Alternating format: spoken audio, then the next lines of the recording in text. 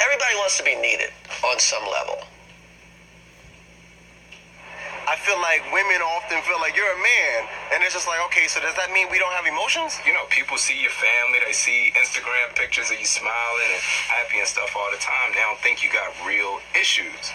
You know what I mean? I don't think you have to sleep back to back, like climbing in the bed and you like look over there and you got that back roll, though. That's the worst feeling in the world.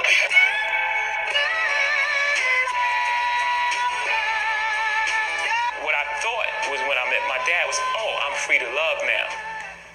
But it's like, okay, yeah, but how are you going to do it? You want to do it. I get it. And now how are you going to do it?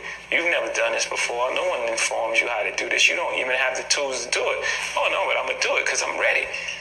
And that's why I say, you mature faster than me. I wasn't ready. Like, all these things are, again, this is my real life. You know, like, I just ran into this place and we built this big, beautiful mansion of a relationship. You know what I mean? That wasn't totally built on the 100% truth. And then it started cracking, you know, and then things start happening that the public can see. You know what I'm saying? And then we had to go to a point and be like, okay, tear this down. And let's start from the beginning. And it's hard. Remember, we just talked about me. I'm from Marcy Projects and shot at all kind of. Nothing's harder than this.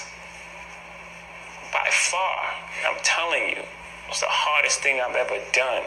And most people,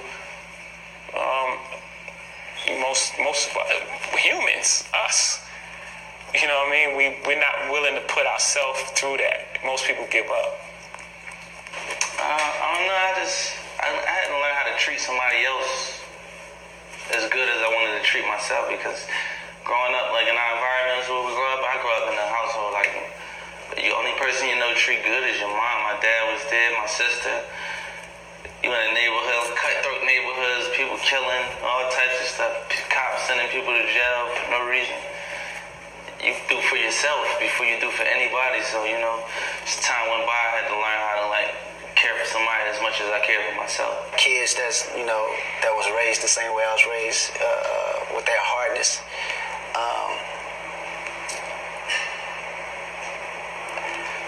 I will break that down by telling them to think of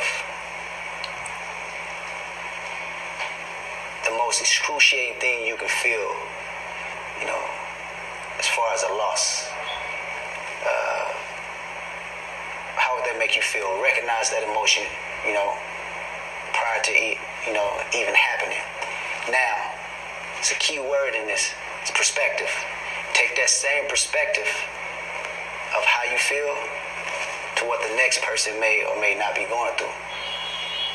And that's going to bring compassion, and that's going to bring a bond, a connection, a sense of, a feeling of emotion, So, concept all the time, Mom say, put yourself in someone else's shoes. Your situation can't be as worse as the next man standing next to you.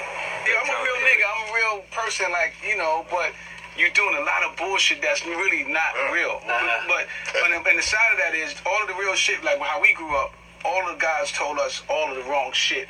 I'm talking about real, like this wisdom that they were giving us, but it was their level of conscience. They knew that street stuff impeccably. Mm-hmm. This invisible wisdom that you couldn't see in a different space, but they just didn't know if it was like a superhero, their super strength was on 10, but their emotional wisdom was on zero. Charlie Mack, all my bad ideas about women, I got from Charlie Mack. He got ideas about everything.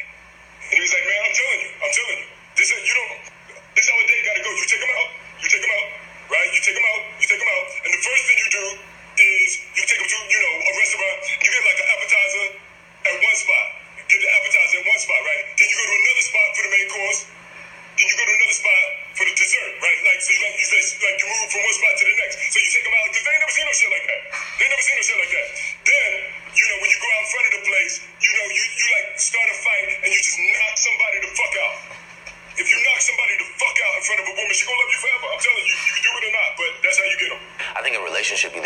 or you're not learning.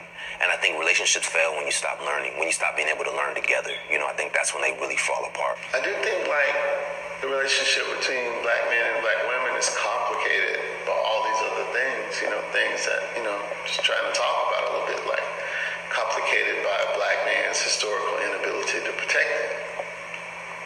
Complicated by black men's seeming unwillingness to be able to commit to raising their families. I hear that I'm self-absorbed, that I think it's always about me. I'm selfish, controlling, all of the shit that we all hear, man. I mean, yeah, fuck. This thing is constantly teaching me. I mean, in Islam, they say you don't know who you are until you get married. A man does not know himself because you being inside of that is going to reveal things that you didn't even know were in you. Things change in terms of what we find attractive. And so the thing as we get older, and again, that definitely speaks to you being a particular type of man. Because there's some 55-year-old men who I deem more of a boy who are still in the nightclub tonight. And you know as well as I that they ain't really trying to holler at anything that's challenging. You know, they're still trying to frolic with young girls that only excite one part of themselves. And I think, you know, we learn the older we get, if again you're a particular type of man, that the most sexy thing about a woman is the one that actually leaves you thinking, that drives you to be more, and that you kind of have to look in the mirror every morning when you brush your teeth and you go, I ain't really on my A game, I ain't where I need to be. I mean, that's it. That's the hottest thing in the world. One of my biggest fears is end up being alone, you know, not having what my mom and dad have, because the times are so different, and my circumstances, you know, I don't want to work less, you know, so the more I work, the more, you know, seen or known you are, it's like the more you're sought after, and, you know, the less, you know, genuine people that you kind of run across. The idea of being 100% honest to me is terrifying, not just because of what I have to be honest about, but the scarier part is what I might have to hear. It's some shit you don't want to know. It's like, it's some shit you don't want to know about your partner. And when you hide stuff and you're not as honest and you don't communicate as much, you end up building this little demon inside, and then the demon just fucks everything up. I think in relationships you're bound to fuck up. I think it's not a relationship unless you fuck up. Seeing the pain that I've caused my wife, seeing the pain that I caused my children and my immediate family by my selfishness, by me wanting to be right, by me wanting what I want, you know, when it was just an unnecessary want and a primal urge and shit. I remember praying one day and asked God to just show me all my dirt. And I swear to you, he played like a highlight reel of stuff I'd never even thought of again. But by the time that happened, she was already gone, which a lot of times we don't know that, man. We don't know that women be broken up with you and left you, and which kind of makes me mad, too. Because I'm like, would you just leave me when I fucked up? So you're going to wait till I get it together, figure it out, and now you gone? You know, I was in a relationship for 13 years. 13 real years, like not 5 years, not 7 years, 13 years, and all of a sudden motherfuckers are writing like think pieces that I somehow threw a 13-year relationship, like the most painful experience I've had in my life, like with a person I've loved with all of my heart, that I threw a person and my family in the trash because a girl I worked with was cute. I was on the boat, and I had the best time. And I was like, man, this is great. And then she had to leave, and I was like crushed. And I was like, man, I don't even feel like this. Like, what is happening to my body right now? And I was just like, don't go. And I was like, did I just say, you know, all this is new for me. Like, don't leave. It's ill that you can have a relationship where they put it back together, right? But for me, the illest part is the third verse. Because no matter what, if we talk about man-woman relationship, the really, really illest part of it is that if my children knew. Right. As somebody that has children, try to hide the arguments, that don't get too loud, stop yelling too much, they're going to hear us. If my children were lying, is for anybody that got kids and arguing in the house while the kids is there, or let alone you fuck up, you gotta halfway explain to the kid why this whole separation is happening. And if my children know, I don't even know what I would do. Did you let your wife hear that early? Yeah.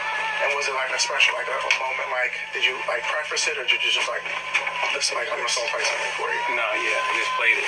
We've been in that space where we got to a place where we like, yeah, in order for this to work, we gotta really this can't be fake. Not 1 ounce.